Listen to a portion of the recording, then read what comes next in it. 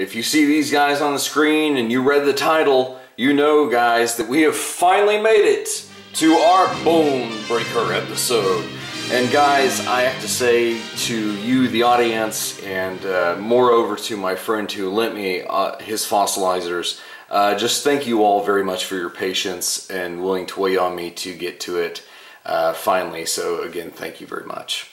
So another reason that we're doing this instead of on the main review channel is with so many figures to look at, it would be hard to do a review and give them credit without doing a breakdown of each and every one. Whereas I feel like we can look at all of them in this one video and kind of enjoy it just at a relaxed pace, because as you guys know, this is just kind of me and giving my thoughts on the Robos. So if we just go ahead and get right into it, everybody. When we look at Dracodon and Vertebrake here, we can kind of see a trend that shows us where the Fossilizers succeeded, but also where they kind of failed at the same time. Because when you look at these two, Vertebrake and all the Predacons look like legitimate fossils. So your brain's like, okay, this is kind of weird. They're just a bunch of bones walking around. Whereas what we'll see with the Maximals like Dracodon here is he's rocking this radioactive green color, and then his fellow Maximal homies, they're just going crazy with their colors.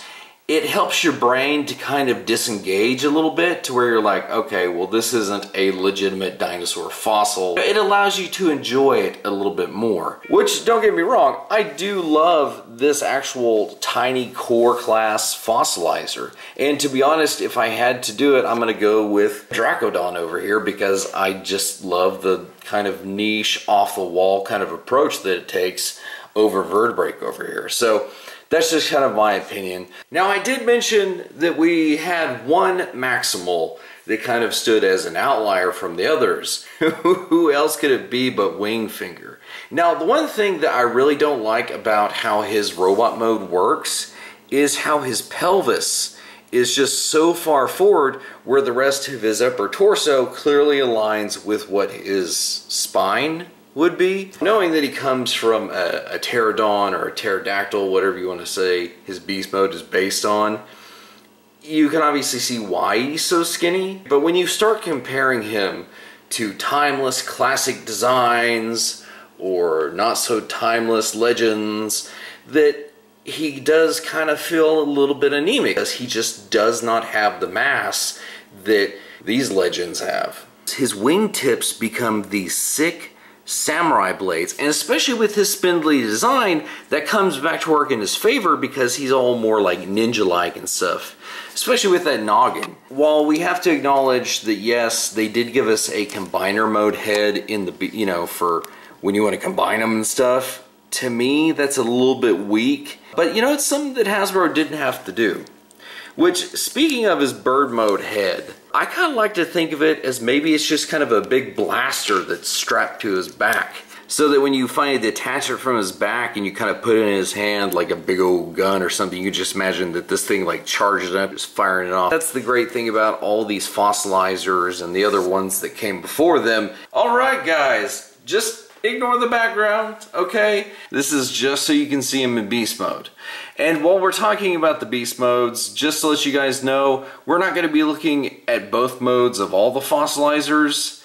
However, if you know anything about me though, you know that I loved winged figures. So was there really any doubt that Wingfinger himself would get to show off his beast mode? I don't think so. Because Wingfinger puts off such a dynamic, awesome vibe that when you start especially combining him with other robots, that transfers over to the bots that he combines with, even if they themselves already are a cool robot.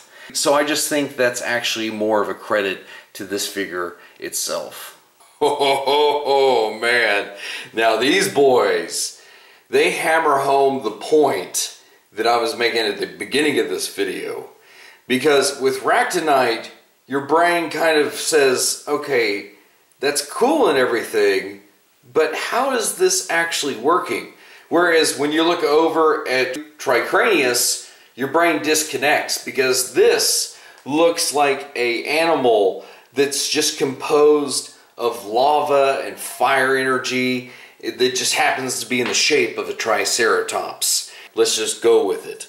I think obviously the stronger between the two, no contest, it definitely comes down to Triceratodon. It's Tricranius. I'm thinking of the old Beast Machines Triceratops, which I think that's another reason that I like it, is because, you know, the Triceratops, and especially his association with other Dinobots, as opposed to this dinosaur, which I know very little about. Now, if you guys have actually seen my Transmutate video, I think that I pretty much cover the essence of her dino mode in enough detail in that video, which really I would just kind of be repeating myself for Paleotrex and Skullivore. However, I do have to eat my words, because here I was saying, oh, the Maximals are doing so much better with the beast modes, using such wild and wacky colors, whereas the Preds are just kind of blowing it. Yet I forgot about that Predacon for some reason. Well, Skullivore and Paleotrex are two Tyrannosaurs.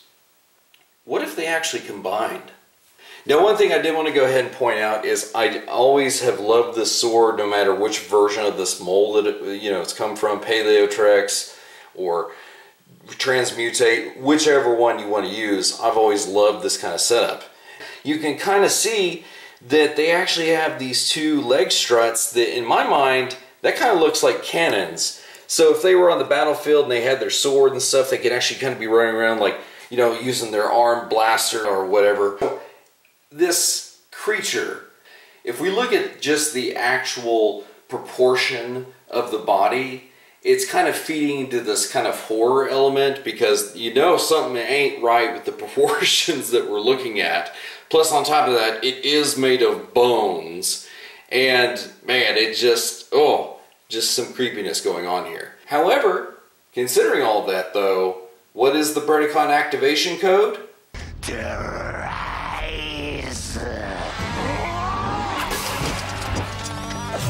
Terrorize! So I think we can definitely say without a doubt that this creepy one right here is truly embracing what it means to be a Predacon.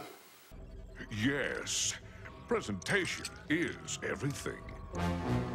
However, while that creature may appeal to the philosophy of the Predacons, it wildly fails in other aspects, because as we established with Wingfinger, all the Fossilizers are always come across as a little bit weaker in their robot modes. Where their true strength lies is in their beast modes. So, instead of playing to their weakness, what if we instead play to their strength and see what they look like when combined as a beast? And the result is this two-headed, hunger-ish beast. And I would hate to encounter this thing if I was a Predacon, especially Scorponok, because as you can see, while the Claw Man is putting up quite a good fight, ultimately he is outmatched by the ferocity of these two pulling their resources. I think that this just proves the point that they are stronger as beasts combined rather than robots.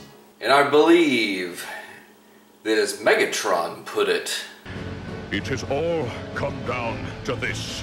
Indeed, Megatron. Now we come to the very figure that this entire episode takes its name from. However, before I show you Bonebreaker in his final glory, let me show you what a proto-Bonebreaker might look like. And, you know, it's really cool whenever I was able to slap the three of these guys together, because it looked good, however, it just didn't function good. So, we kind of had to scrap the whole wings on the back look for something that I think probably works a little bit better, because if you guys saw the original Tricranius review, we actually had Bone Smasher. So I think it was only appropriate that when you add a guy to the mix and you go to the entire next level, that you get Bonebreaker. And I kind of love the little bits of touches here, because just having the dinosaur heads as hands, I'm digging that. Plus, he has a little bit of like a Tiger Hawk vibe with like the claws coming back over his shoulders. Plus, I love these giant kind of pauldrons that are formed from the front part of the wings coming up from the hands. That's awesome. And as you saw in the previous one, we actually had the beast mode head from Wingfinger being like an underslung gun. Whereas you can kind of see over here on this one, it's an arm-mounted cannon. So if you wanted to flip it forward, it would still have all the same functionality that we saw before, but now you don't have to like hold it in either one of like the new beast mode hands. However, one of the upgrades for this figure is much like its Predacon counterpart, you now have cannons on the arm over here as well. So he's got one, two, three. So he actually has doubled down, and I think it would be kind of interesting to see what he actually looks like squaring off against the Predacon monster.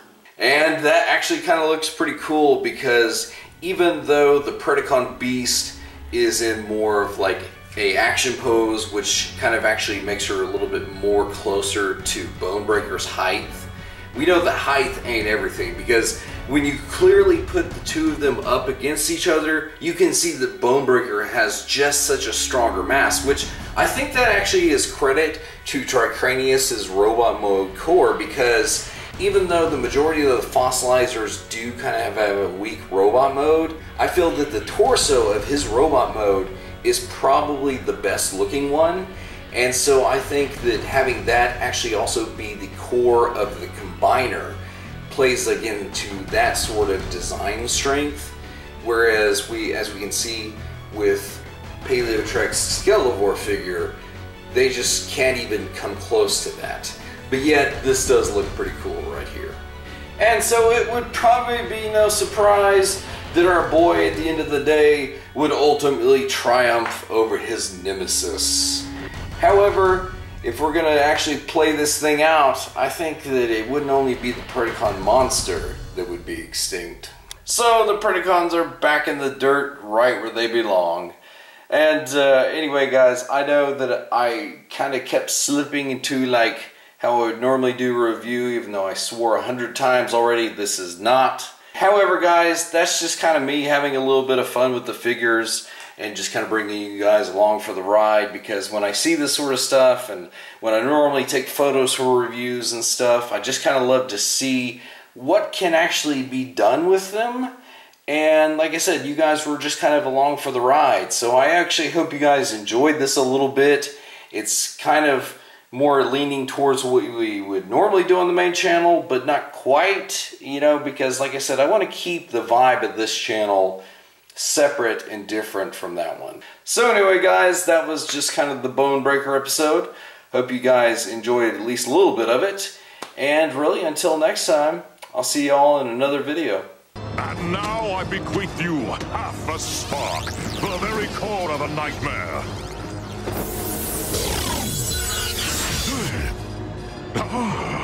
Hungry for life, yes.